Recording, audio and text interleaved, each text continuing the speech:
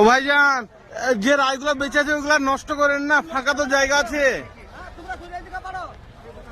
আপনাদেরকে বারবার বলা হচ্ছে ফাঁকা রায়গুলো নষ্ট করেন না। এগুলো হওয়া জিনিস নষ্ট করে দিলে কি করে হবে? এই যে বেকার আজকে কেন ভেঙে দিলেন বলেন তো? অনেক জায়গা আছে। মানুষের সহানুভূতি নাই। অনেক ফাঁকা জায়গা, এইদিকে দেখেন অনেক ফাঁকা জায়গা। এই ফাঁকা জায়গা পড়ে আছে আর ওখানে রায়ের জমি ভেঙে ভাঙবে কেন? চাষিদের কত কষ্টের টাকা দিয়ে দিক না, তবু তো হওয়া জিনিস নষ্ট করে দিচ্ছে।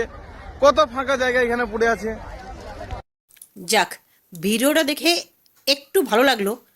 এইটুকু জানতে পারলাম যে কিছু কিছু শিক্ষিত মুসলিম ভাইজানও আছে যারা বোঝেন, ওখানে গেলে যারা বোঝেন চাষিরা খুব কষ্ট করে ফসল ফলায়। যে ভাইটা বলছিল সেই ভাইটার জন্য অনেক ধন্যবাদ। হরে কৃষ্ণ।